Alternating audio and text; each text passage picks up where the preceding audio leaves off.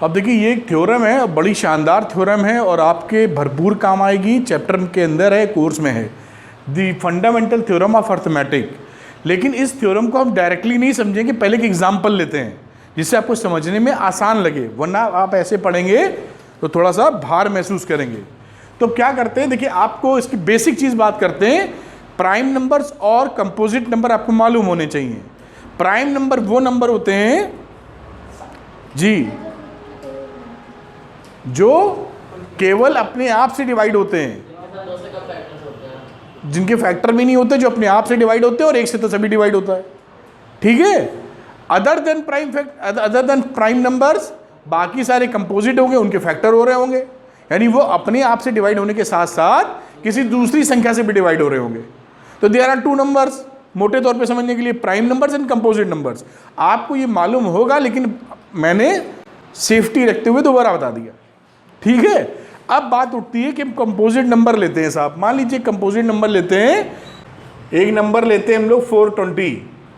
ये नंबर कुछ स्पेशल लगता है। अब इसके हम लोग फैक्टर करते हैं। फैक्टर करना तो सभी को आता है, कोई ऐसी बड़ी बात नहीं। फैक्टर करते में सबसे पहले हम लोग छोटे नंबर से डिवाइड करते हैं। ये नहीं कि उछल कूद मचा दें, छोटे से शुरू कीजिएगा, 2 से, तो आ गया 210। अब कितना लेके जाएं, 3, 2 से जाएगा अभी, 2 1 जा 2, ठीक। फिर 3 पे आ जाओ,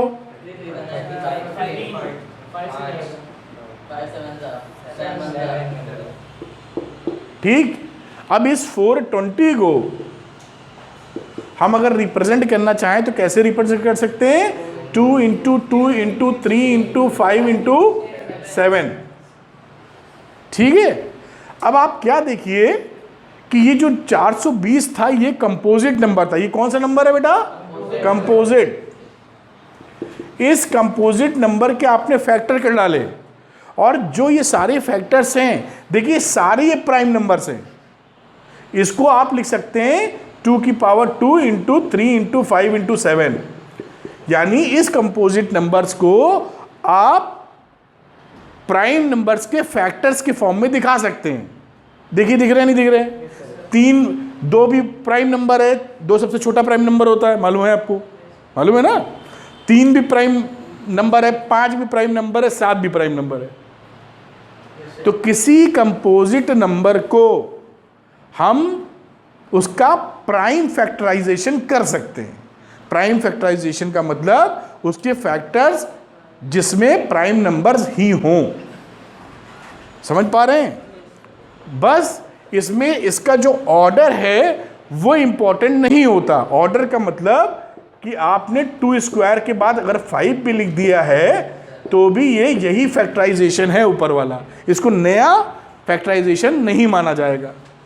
ऑर्डर इंपॉर्टेंट नहीं है। क्या मेरी बात समझ पा रहे हैं। और एक स्पेशल चीज़ और हो जाती है कि इसका जो फैक्टराइजेशन किया है, इसे प्राइम फैक्टराइजेशन जो हम लोग बोल रहे हैं, ये प्राइम फैक्टराइजेशन अपने आप में यूनिक होता है। यूनिक का मतलब केवल इसका फैक्टराइजेशन यही होगा और कोई गिनती ऐसी नहीं होगी जिसका फैक्टराइजेशन ये निकल पावे। कनेक्ट कर पा रहे हैं बात को। बड़ी इंपॉर्टेंट बात मैं कर रहा हूं। और इसकी जगह कोई और नंबर आप ले लें, 420 की जगह हम क्या ले लें, 240 ले लें आप सपोज करिए। तो 240 में 2 से डिवाइड कीजिए 1, सही तो लिख रहा हूं।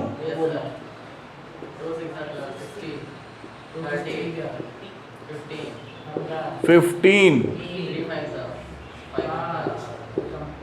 अब इसके जब 240 के फैक्टर करेंगे आप, जगह थोड़ी कम दिखती है, आप समझदार हैं, लेकिन तो 2, इसको 1 2 3 4 लिख दूं क्या? फिर ये 3 है और ये 5 है। तो ये नंबर कैसा नंबर था? Composite number. ये सारे नंबर्स कैसे मौजूद हैं? Prime numbers. 2 3 5 ये कैसे नंबर्स हैं? Prime numbers. तो हर कंपोजिट, ऊपर से क्या यूनिक है, ऐसा फैक्टर कहीं नहीं मिलेगा। अब आपको किसी भी गिनती में ऐसा फैक्टर नहीं मिलेगा। ठीक यही फंडामेंटल थ्योरम ऑफ अर्थमेटिक होती है। मैंने क्या बोला कि किसी भी कंपोजिट नंबर को का प्राइम फैक्टराइजेशन किया जा सकता है, और वो प्राइम फैक्टराइजेशन यूनिक होता है irrespective of the order. Order का मतलब किसको पहले लिख रहे हैं, किसको बाद में लिख रहे हैं। ऐसे लिख रहे हैं तो भी वही मतलब है, 5 पहले लिख दो, 3 इधर लिख दो, या 5 इधर लिख दो, 3 लिख दो, 2 की पावर 4 कर दो। आप मेरी बात समझ पा रहे हैं क्या? Order is not important, order is not important. ठीक है, अब इसी को जो मैंने समझाया, इसी को भाषा या लैंग्वेज दे दी गई है। तो बिना ये एग्जाम्पल समझे अगर यहां आएंगे तो थोड़ा सा परेशानी अनुभव कर सकते हैं आप। Are you getting my point? अब देखिए मैं पढ़ के सुनाता हूं, आप वहां से कनेक्ट हो जाएंगे। देखिए, the fundamental theorem of arithmetic, every composite number, हमारे कंपोजिट नंबर 420 थे, हमारे कंपोजिट नंबर 240 थे। ठीक है, एवरी कोई भी कंपोजिट नंबर हो, कैन बी एक्सप्रेस्ड मतलब factorized as a product of primes. ये क्या है? Product of primes. ये उधर भी है ना, product of primes. And this factorization is unique. ये फैक्टराइजेशन कैसा था बेटा? यूनिक, मतलब इसके जैसा कोई और नहीं था। Apart from the order in which the prime factor occurs, इसका ऑर्डर इंपॉर्टेंट नहीं है। दूसरे शब्दों में छोटे में ये भी बोला जाता है, नीचे वाला पॉइंट सेम चीज है दोनों। The prime factorization of in natural numbers is unique except for the order of the its factors. आप समझ गए होंगे मेरे ख्याल से, काफ़ी मैंने खोल के बताने की कोशिश की है, समझ पाए हैं? तो अगर कहीं पे बात हो कि prime fundamental theorem of arithmetic क्या होती है, तो आपको अंदाज़ा लगेगा क्या होती है। अब एक टर्म आता है फैक्टर ट्री, तो मैं इसलिए बता देता हूँ कि जैसे आप अनजाने ना रहें, कुछ भी नहीं है इसके अंदर।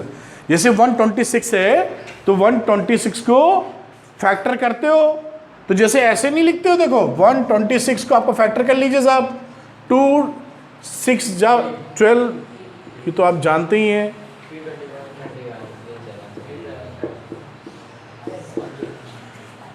ठीक है, अब इसको फैक्टर ट्री में कैसे लिखते हैं? 126 यहां आ गया, जो फैक्टर आए मतलब 2 से आपने डिवाइड किया तो 63 आया, समझ रहे हैं ना? फिर 63 को किससे डिवाइड करना है? 3 दिख रहा है, 3 लिखिए, डिवाइड किया 21 आया। फिर 21 को 3 से डिवाइड के फैक्टर बने, 3 से डिवाइड किया 7 आया। ओके, अब 7 के तो हो नहीं सकते, तो इसे बोल रहे फैक्टर 3। 1 लिखना चाहिए लिखिए, ना लिखना चाहिए ना लिखिए। किताब में भी एनसीईआरटी में भी नहीं लिखा हुआ है, यहीं रोक दिया है, क्योंकि 7 अपने से भी डिवाइड होगा तो लिखने का फायदा क्या है? ठीक है, इसे बोलते हैं फैक्टर ट्री। आपके यहाँ 1 नंबर में सवाल कैसे आता है? इतना बच्चों वाला सवाल, और आप इतने बड़े बुद्धू कि वो भी गलत कर देते। देखिए मतलब डायनासोर जमाने के कुछ बच्चे हैं, अगर मैं यहाँ 63 गुम कर दूं और आपसे पूछूं फिल इन द ब्लैंक, तो ब्लैंक कर पाएंगे? कैसे कर पाओगे शिविन, बताओ?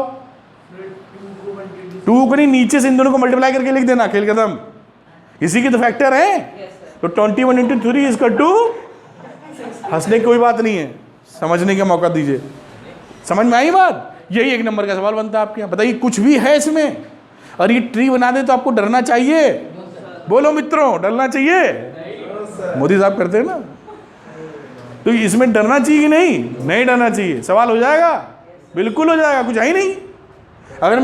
अगर मैं ऐसे लिख दूं, इसको भी गायब कर दो, और लो भाई साहब ये भी गायब, अब लो, तो अगर वो फंडा शिवेंद्र वाला इस्तेमाल तो नहीं कर सकते, ऊपर गोल हो गया मामला, महेंद्र सिंह धोनी आउट हो गए।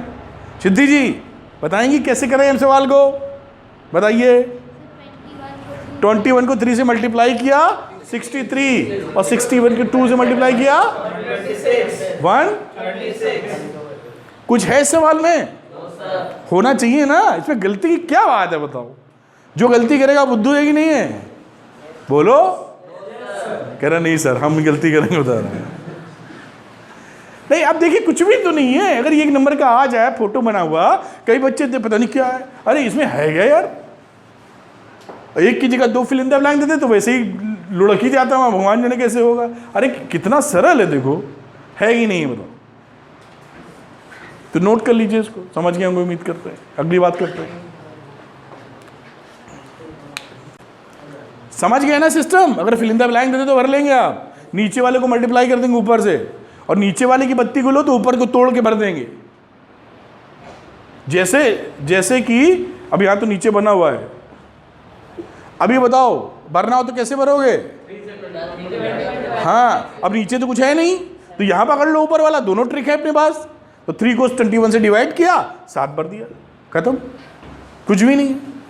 तो 1 नंबर का सवाल आए तो निश्चित आपका सही होना ही चाहिए, क्योंकि ये गलती करने लायक सवाल ही नहीं है साहब, कैसे गलती होगी? ठीक है, आगे बात देखते हैं हम लोग, इसको नोट कर लो। 1 नंबर में सवाल जैसे आएगा कि show that the given number is a composite number, ऐसे लिख देते हैं वो, और कई बच्चे चकमा खा जाते हैं कि पता नहीं क्या है। तो मैंने करके दिखाया कि क्या मेथड होता है इसको करने का। तो ये नंबर लिखा हुआ है, इसमें क्या कीजिए, कोई भी नंबर अगर कंपोजिट नंबर है तो उसका एक से ज़्यादा फैक्टर होगा, प्रूवन है, जानते हैं, मानते हैं, है ना जी। अब इसमें से हमने क्या किया, 13 ले लो कॉमन, 13 कॉमन लिया, तो यहाँ क्या बचा 5 × 11 और प्लस 13 की कॉमन ले चुके थे तो 1 बचा, ये 13 और ये 11 55 प्लस 1 56 56। अब इस नंबर का कितने फैक्टर हैं? 2, एक से ज्यादा। इसका मतलब ये नंबर क्या है? Composite number. खेल खत्म। Clearly it shows that given number has more than 2 factors, hence it is a composite number. अब इस पे आ जाइए, उसी तरह का एक दूसरा सवाल 1 नंबर में आता है नॉर्मली, बेसिक में भले 3 नंबर में आ जाए, है ना। तो अंशिका जी बताइए साहब, क्या करें, कैसे करें? बहुत सरल, देखो उसी को कॉपी पेस्ट कर दो फंडे को, रुक जाओ, बता दो बेटा, उसी चीज को यहाँ क्या किया था तुमने? तो यहाँ पे 13 कॉमन लेके ले सकते हैं? रुक जाओ,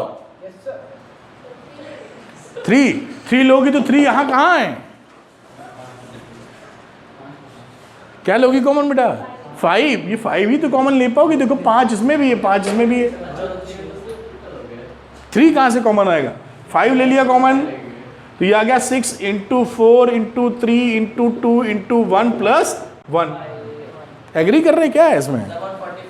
ठीक ठीक ठीक। अब इसको मल्टीप्लाई कर लीजिए, 6 × 4 = 24 और ये 6 आ जाएगा, 6 × 24 144 + 1। तो क्या आंसर आ गया?